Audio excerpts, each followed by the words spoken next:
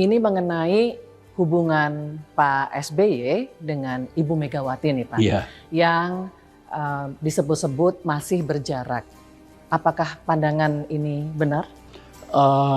Jujur, kalau ada yang berpandangan seperti itu tidak salah. Meskipun tidak berarti tidak bisa bertemu sama sekali, tidak bisa berjabat tangan, tidak bisa berbicara secukupnya.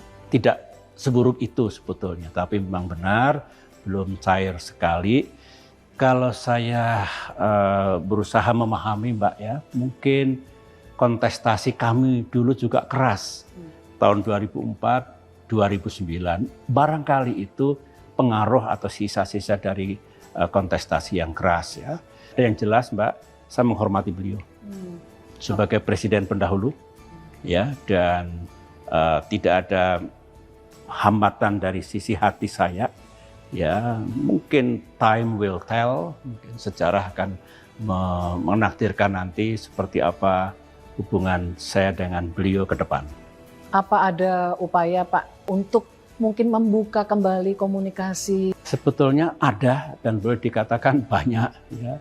Paling tidak mendiang Bapak Taufik Kemas bersahabat dengan baik sampai akhir hayatnya dengan saya. Itu ingin betul, dan Pak Taufik Kemas sering berbincang-bincang dengan almarhumah istri tercinta Ibu Ani untuk bagaimana kedua keluarga ini bisa menjalin lagi silaturahmi dengan baik. I know, beliau seperti itu. Ibu Ani juga welcome sekali. Tetapi sekali lagi memang Tuhan belum menakdirkan, artinya ada. Dan kalau ada acara-acara formal, Ibu Megawati juga datang, bertemu dengan saya, berjabat tangan. Tetapi mungkin Pak Taufik Kemas dan sahabat yang lain ingin lebih dari itu. Bagus kalau mantan presiden membawa keteduhan bagi dunia politik di Indonesia. Artinya seperti itu, dan saya menyerahkan kepada sejarah, pada takdir Tuhan. Tapi yang jelas saya tetap menghormati beliau.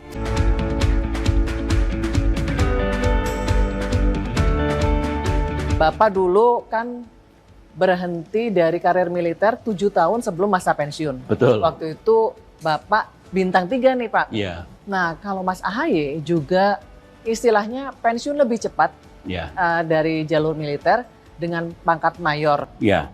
Apa Pak pertimbangannya saat itu? Tidak banyak yang mengetahui secara pasti why-nya. AHY ini kan karier militernya cemerlang dan banyak yang meramalkan akan sukses suatu saat menjadi jenderal. Mereka termasuk kolega-koleganya di Akademi Militer dan kalangan militer lah. Tapi ada satu momen, tiba-tiba ada sejumlah kekuatan politik, partai-partai politik yang ingin mencalonkan AHY sebagai Gubernur Jakarta. DKI waktu itu ya. Saya dengan Ibu Ani mengerti ini sangat tidak mudah. Saya, to be frank, mengambil posisi pasif.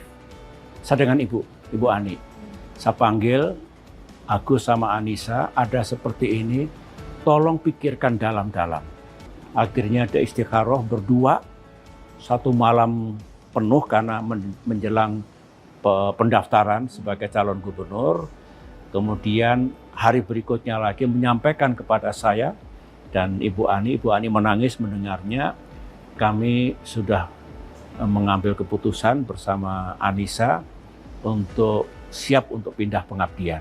Ibu Ani menangis? Menangis karena tahu risikonya, ya bisa sukses, bisa tidak sukses, dan tidak mudah juga sebagai seorang ibu melihat anaknya yang merintis karier di militer harus pindah pengabdian. Banyak orang mengira saya yang memaksa. 100% tidak. Karena kami tahu risikonya. Sejarah menakdirkan dia kalah. Dan setelah itu dia belajar banyak dalam kehidupannya. Masuk dunia politik juga tidak mudah. Selama 8 tahun terbanting-banting, ups and downs. Ibu Ani di rumah sakit sempat berat sekali ya cobaan anak kita. Saya bilang, ya itu cara Tuhan untuk mendidik AHY. Bahwa hidup itu tidak selalu indah, termasuk dunia politik. Tapi sekarang Mas AHY sudah menjadi Menko, posisi level menteri yang dulu Bapak pernah tempati juga, pernah jadi Menko juga gitu.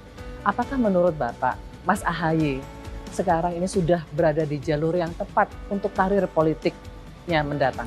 Saya pikir sudah, Mbak Retno. Dia pernah memimpin partai, karena saya harus tahu diri, masa saya sudah habis.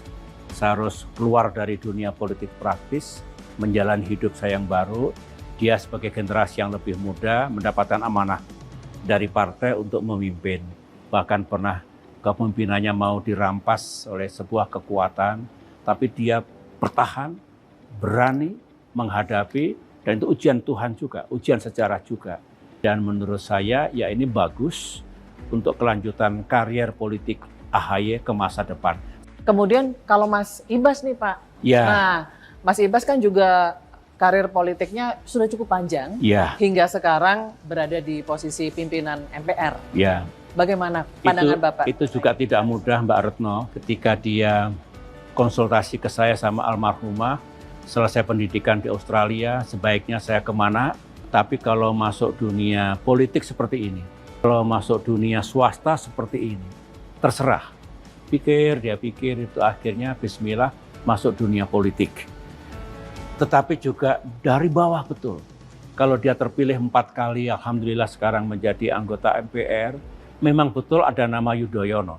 Tapi selebihnya keringatnya. Karena dia anggota DPR yang tidak turun ke dapil, ke desa-desa, kecamatan, di dapil 7 mulai dari Ngawi, Magetan, Ponorogo, Pacitan, Trenggalek.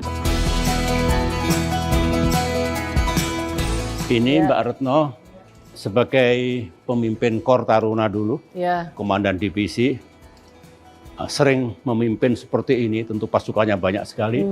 Ini Gunung Tidar yang bersejarah, ya.